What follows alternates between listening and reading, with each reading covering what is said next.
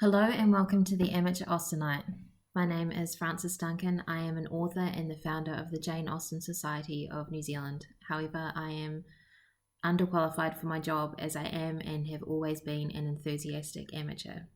Today we're going to be discussing chapter 21 of Pride and Prejudice by Jane Austen, and I have a special guest, my friend Katherine. Hi. In chapter 21, Mr. Collins starts to move on Charlotte and Caroline starts to separate Jane and Bingley.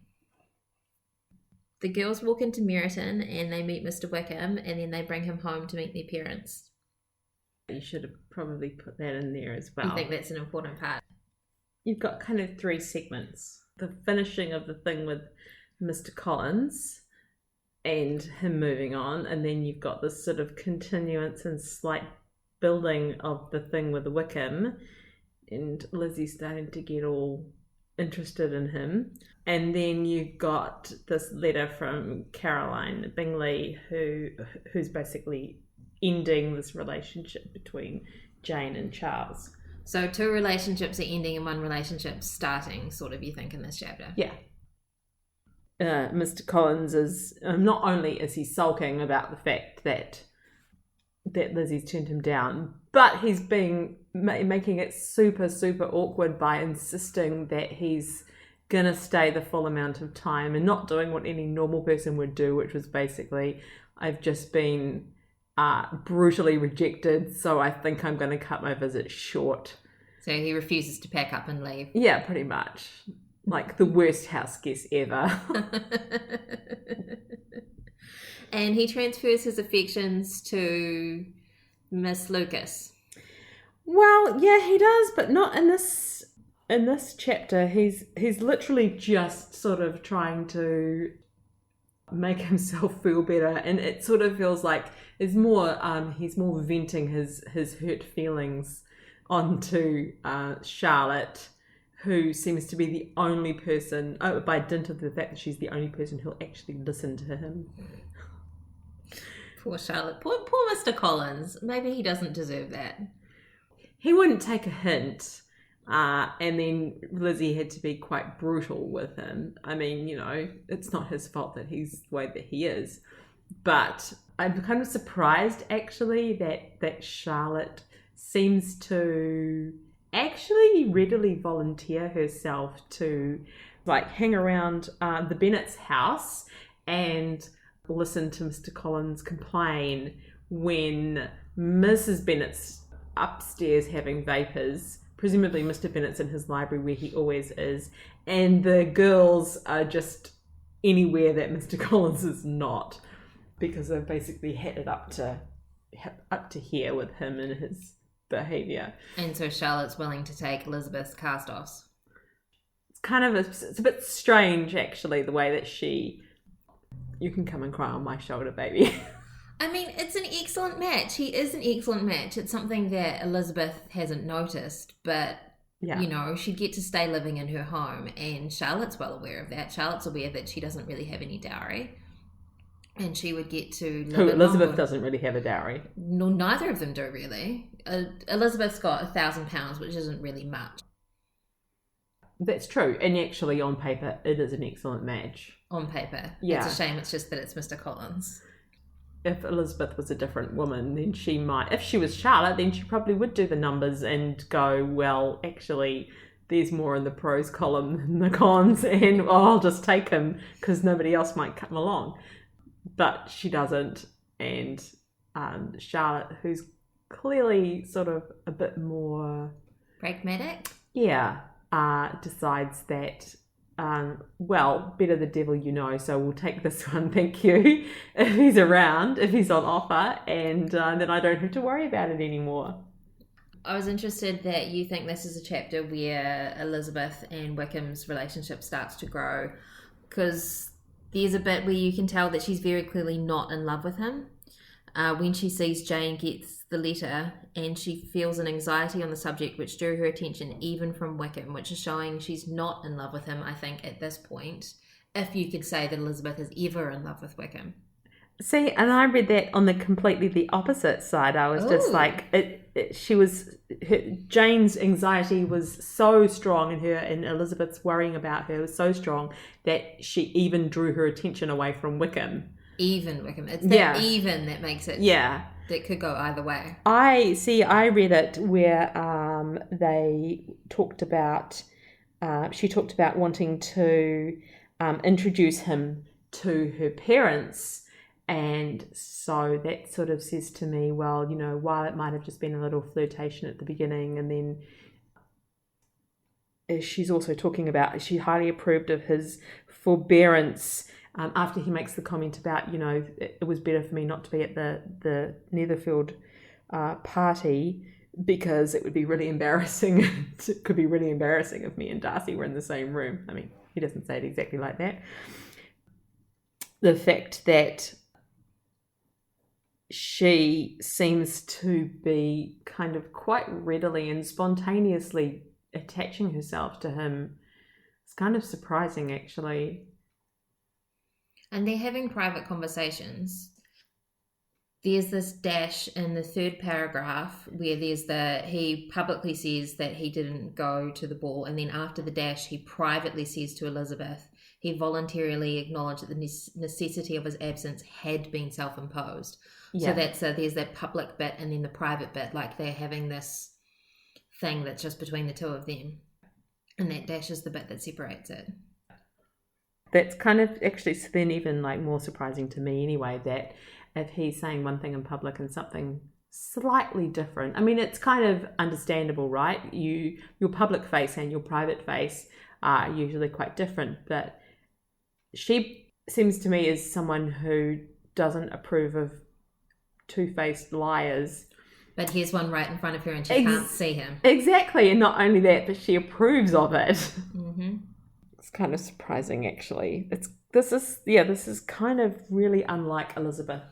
I mean, we don't really get to see her relationships with many men, of course, but this is completely unlike her relationship with Darcy, and she seems to be very open to forming a relationship with Wickham. Because he's charming. Well, and he's easy, right? It's yeah. easy to like him, and it's easier to like the Wickhams than the Darcys. The people you have to actually look to see their value, it's that much harder. And most people don't bother. There was quite a lot of this whole Wickham relationship in quite a short chapter, which was mostly taken up with the letter.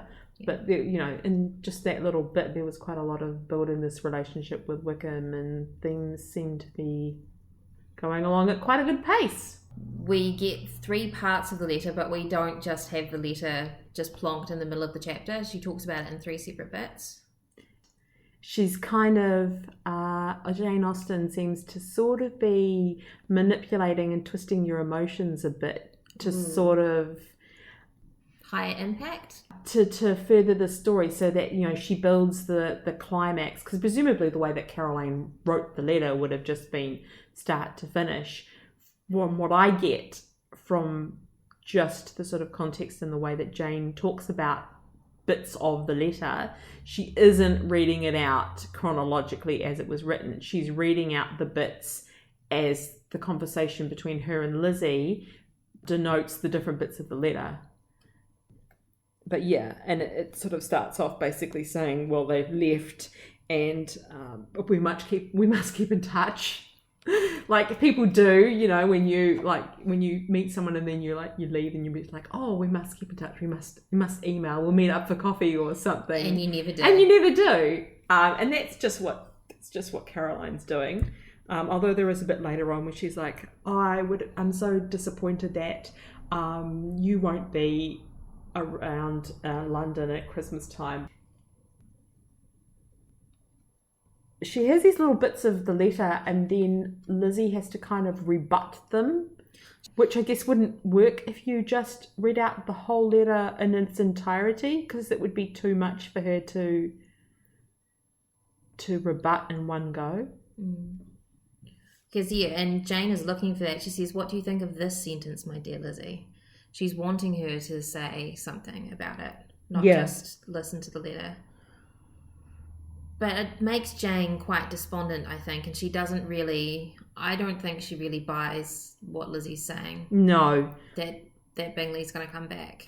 No, she doesn't. I mean, Elizabeth is trying to bolster her sister's emotions and stop her from falling into a funk, because Lizzie needs Jane around to deal with her parents and everything else. And, so she needs Lizzie to be hopeful and believing that what Lizzie sees herself, which is Bingley's crazy about Jane, is, she has to keep kind of reminding her sister of that. But of course, Jane's immediately like, my boyfriend's gone and he's never coming back. Woe is me. I mean, she's not wrong to think that, though. No, she's not.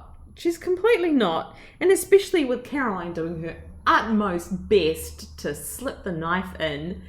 We're leaving for London. We're probably not coming back. I really don't see us coming back. And then... We should stay in touch.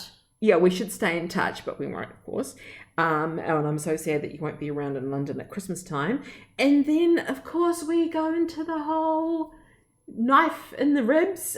But between you and me, I reckon that Charles is going to end up with Georgiana, because she's amazing and she's beautiful and talented, and, who wouldn't love her? And he admires her greatly already. She hasn't said they are engaged. No, or even that he's particularly got strong feelings for Georgiana that he's told her about.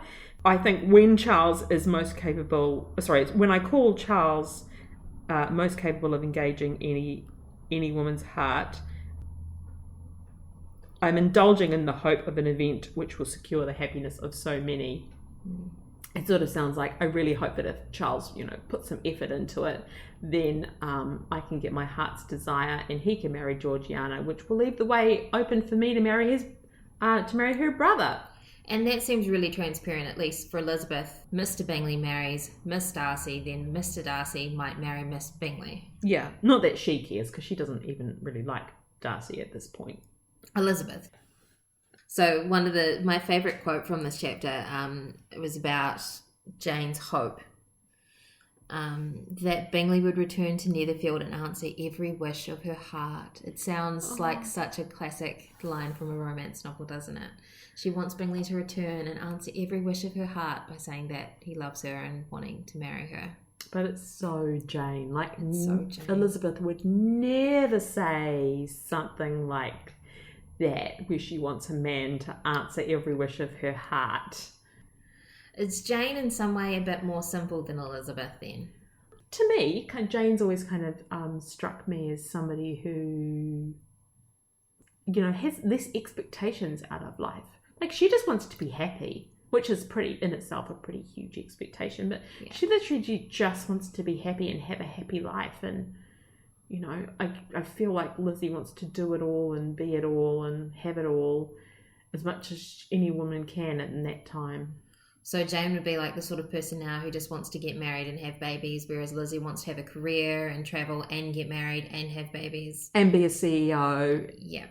of a Fortune 500 company, all before the age of 40. Yep, all totally. Of that. But there were some bits that made me laugh, mostly at the beginning where she was describing Mr. Collins sulking. And just the way, there's some nice alliteration about assiduous attentions that just made me burst out laughing.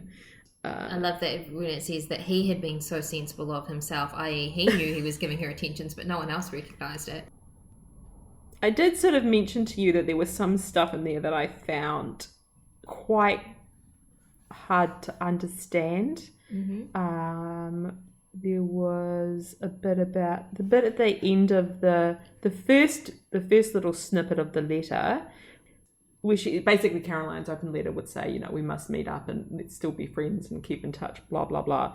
And Elizabeth goes, well, that's all just gobbledygook, so we just ignore all of that. It's politeness. It doesn't mean anything. Yeah. Yeah. But then she says, it was not to be supposed that their absence from Netherfield would prevent Mr. Bingley's being there, and as to the loss of their society, she was persuaded that Jane must cease to regard it in the enjoyment of his. And I think I commented to you yesterday, I was just like, I don't understand, but it didn't really come across very clearly to me, and I suppose possibly that's because I'm a modern woman and... The way it's written? Yeah, the way it's written sort of leads, is a little bit of obfuscation to me, I guess. It's a bit of confusion around who she's talking about and whose absence, and is it Bingley's absence or Caroline's absence? And then you were just like, well, basically they're just saying the fact that Caroline, her sister, and Hurst and Darcy are gone doesn't mean that Bingley has to be gone. Mm. And also... Jane will probably be able to be completely happy with Bingley, without even if hangers-on. All the rest of them aren't there. Yeah. Probably she would be more happy with Bingley if all the rest of them weren't there. Maybe it was meant to be slightly, not straightforward. You think so? Yeah, it's just kind of strange considering I didn't really get this confusion anywhere else in the chapter, even when she's talking about all of Caroline's machinations. Jane Austen, while she uses words like no modern writer does today, just beautifully, like it's an art form, can really deliver her meaning and her message irrelevant of the language, and nothing makes you confused at all. But I think there are times when she possibly does, she plays with the language. I mean, if you're a writer, you do that, right? You use the language to convey things that you don't necessarily want to come right out and say. So, you play with words and you change the order around and Well, she is very wordy. If you look at that sentence that you were just talking about, the last couple of clauses of that sentence, is a really, really long sentence. Yeah. And that makes them harder to understand, I think. Because you've got to understand each clause and then in relation to the other clauses of the sentence. I mean, it is. It's about half a dozen But she could have just said,